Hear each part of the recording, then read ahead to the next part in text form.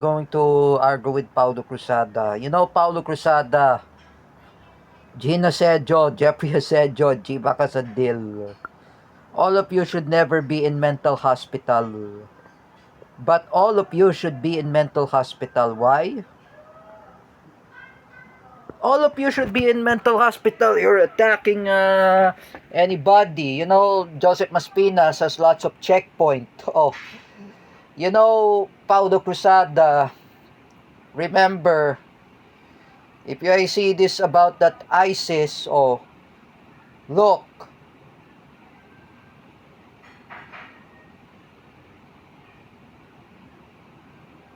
just like I said before, there is no ISIS in the Philippines.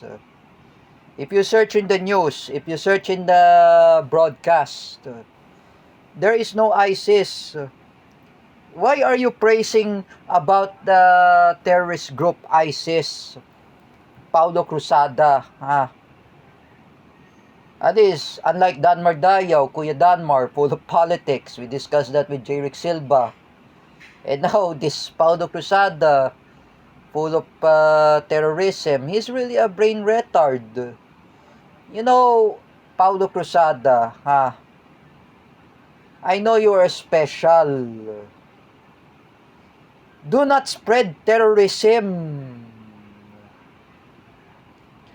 You know, if you spread terrorism, what will be happen to your family? What will be happen to your friends and loved ones? Just like I said before,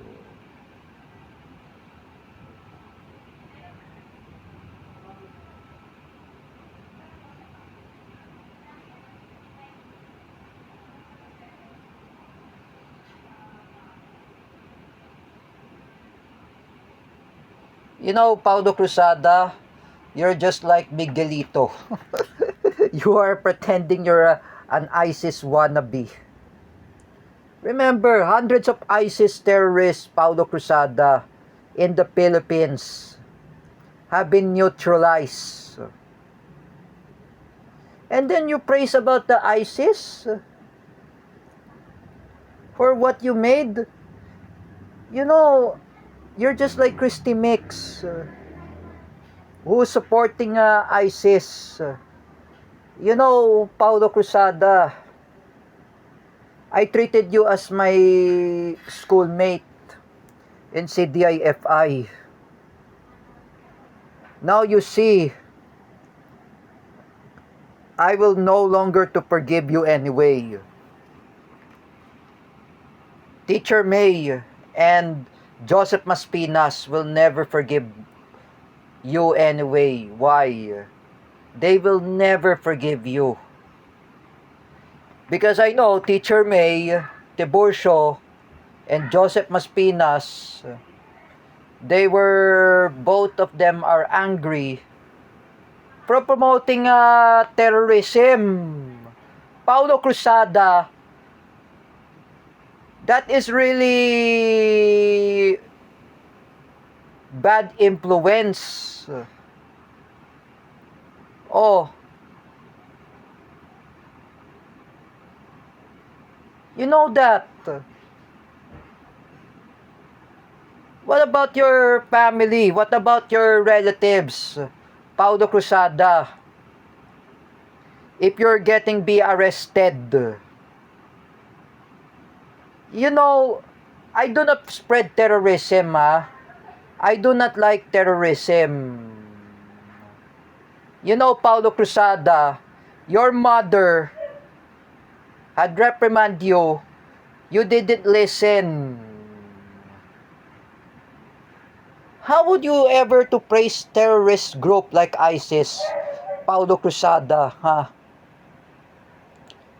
What is that really happened about the Bondi Beach shooting incident?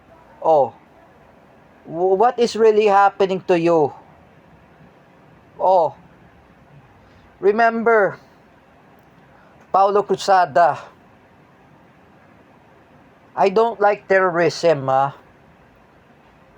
You know, you and I, we do not like terrorism. Have a shame to your family, Paulo Cruzada. Have a shame to yourself.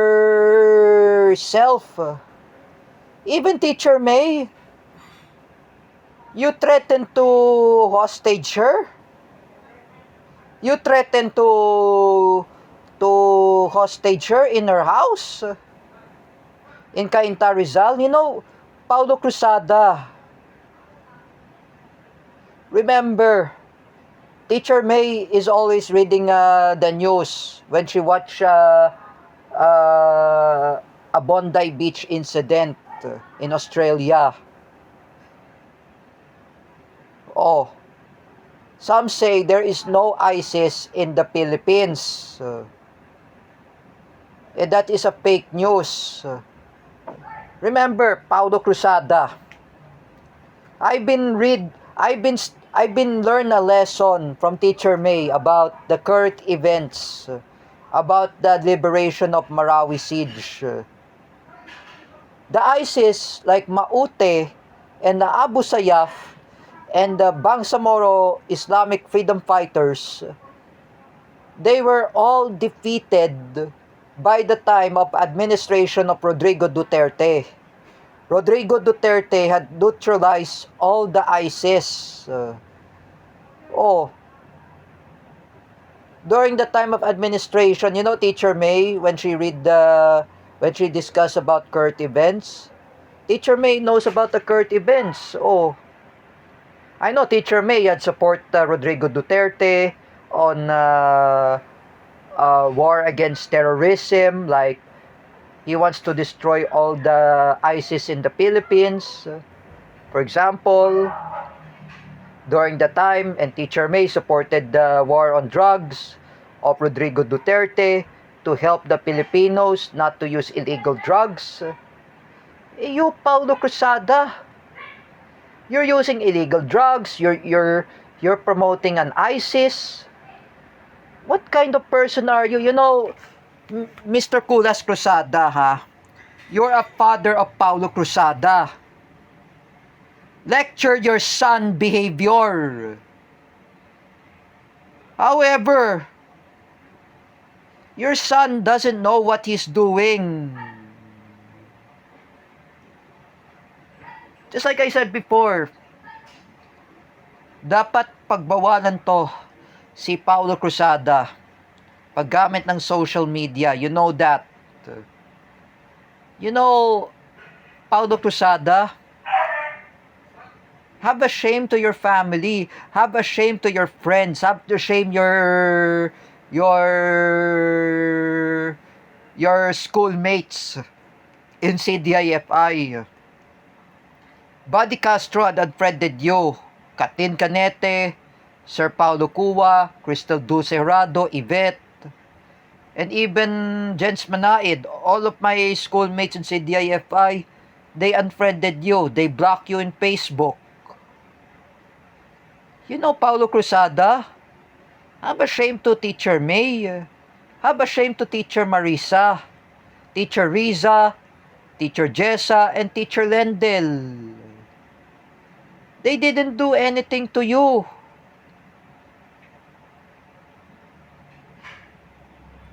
I know I'm very angry at you, Paulo Cruzada. You're threatening to harass Teacher Evelyn. You're threatening to hostage Teacher Evelyn. Is this very nice to threaten, for example, rape, death threats, hostage, illegal drugs? You know, Paulo Cruzada, just like I was told by J. Rick Silva, baka matulad ka ng ng Bondi gunmen. Just like what really happened in the Bondi Beach incident. You know, Paulo Cruzada, if you are special, do not promote terrorism. You know that. Even Teacher May, you threaten to hostage her. And you pretend you're an ISIS wannabe. What's the problem of Teacher May that she support Rodrigo Duterte war against ISIS? what's your problem about that Rodrigo Duterte supports war on drugs? Oh, the Teacher May supports Rodrigo Duterte war on drugs. Oh, and Teacher May supports the war against terrorism. Oh, led by Rodrigo Duterte. Oh, what's the problem about Duterte administration? About